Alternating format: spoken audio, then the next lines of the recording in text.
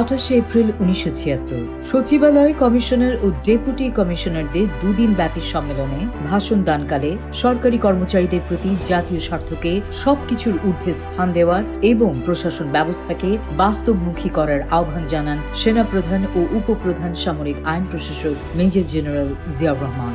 এতে প্রশাসন ব্যবস্থায় এবং জনসাধারণের মধ্যে ঘনিষ্ঠতর যোগাযোগ স্থাপন সুনিশ্চিত হবে বলে তিনি জানান।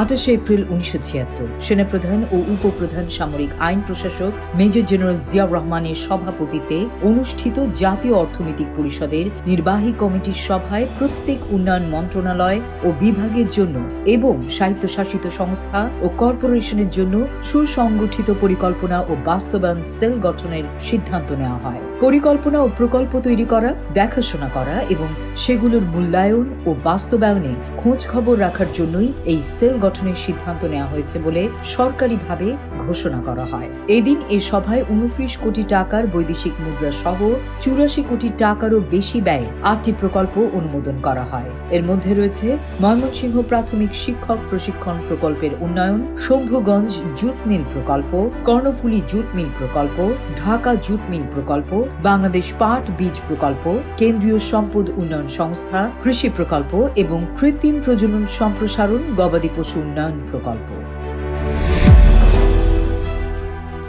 28 এপ্রিল 1977 প্রেসিডেন্ট ও প্রধান সামরিক আইন প্রশাসক মেজর জেনারেল জিয়াউর রহমানের সভাপতিত্বে অনুষ্ঠিত জাতীয় অর্থনৈতিক পরিষদের নির্বাহী কমিটির সভায় চলতি অর্থ বছরের মধ্যে বার্ষিক উন্নয়ন কর্মসূচি এডিপি বরাদ্দকৃত অর্থের পূর্ণ ব্যবহারের নিশ্চয়তা বিধানের জন্য নির্দেশ দেওয়া হয়।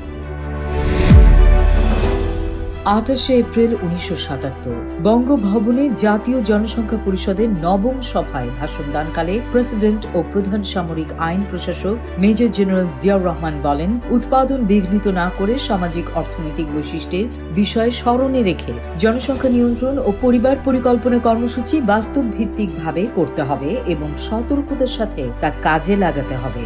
সন্তোষ প্রকাশ করে প্রেসিডেন্ট বলেন, দেশের সকল অংশের জনসাধারণ পরিবার পরিকল্পনার ব্যাপারে বিশেষ উৎসাহের সঙ্গে সাড়া দিয়েছে। জনসংখ্যা ও পরিবার পরিকল্পনা কর্মসূচির প্রথম পর্যায়ের কাজ সাফল্যজনকভাবে সমাপ্ত হওয়ার জন্যই এটি সম্ভব হয়েছে।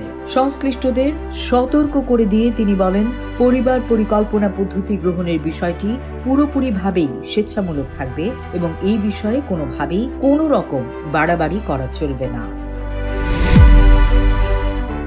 28 এপ্রিল 1978 কুষ্টিয়ায় 3টি জনসভায় অংশ নিয়ে প্রেসিডেন্ট জিয়াউর রহমান বলেন, জনগণ মহান জাতীয় উন্নয়ন আন্দোলন এগিয়ে নিয়ে গেলে একটি রফতানিকারী দেশে পরিণত হওয়ার বিপুল সম্ভাবনা বাংলাদেশের রয়েছে। তিনি বলেন, শুধু উৎপাদন দ্বিগুণ করতে পারলে আমাদের অভ্যন্তরীণ চাহিদা মিটিয়েও বাংলাদেশ চাল, ফল, মাছ ও অন্যান্য বহু কৃষি পণ্য সহ বিপুল পরিমাণ খাদ্যশস্য রফতানি করতে পারে। প্রেসিডেন্ট বলেন, ভিক্ষার মনোভাব চিরতরে দূর করতে আমরা বদ্ধপরিকর এবং আমরা এমন একটি নতুন অধ্যায়ের সূচনা করতে চাই যেখানে বাংলাদেশের জনগণ শুধু স্বনির্ভরই হবে না, পাশাপাশি বহির্বিশ্বে পণ্য বিক্রি করে বিপুল পরিমাণ বৈদেশিক মুদ্রা অর্জনেও সক্ষম হবে। তিনি বলেন, ঐক্যবদ্ধ ও স্বনির্ভর প্রয়াস ছাড়া কিছুই অর্জন করা যাবে না।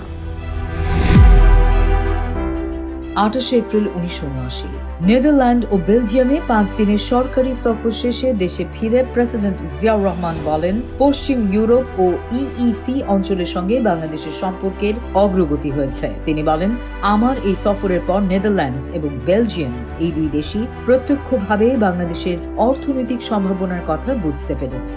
দুই দেশই বাংলাদেশের অর্থনৈতিক ও রাজনৈতিক ক্ষেত্রে যথেষ্ট আগ্রহ দেখিয়েছে। তিনি বলেন, পশ্চিম ইউরোপে এটি ছিল আমার প্রথম রাষ্ট্রীয় সফর, তাই এর বিশেষ গুরুত্ব রয়েছে।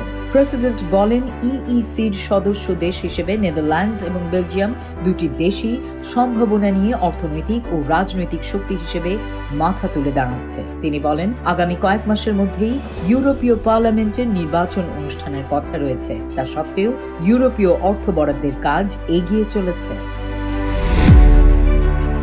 28 এপ্রিল 1981। বঙ্গভবনে সংশ্লিষ্ট মন্ত্রী, জেলা সমন্বয়কারী ও কয়েকটি জেলার ডেপুটি কমিশনারদের সঙ্গে এক বৈঠকে আগামী 15 মের মধ্যে চলতি বছরের খাল খনন প্রকল্প সম্পন্ন করার জন্য নির্দেশ দেন প্রেসিডেন্ট জিয়াউর রহমান। বৈঠকে দেশের সর্বত্র সড়কের পার্শ্ববর্তী নর্দমা খনন ও পুনঃখনন কার্যক্রম গৃহীত হয়। আগামী জুনে এই প্রকল্প শুরু হবে বলে আশা করা হচ্ছে।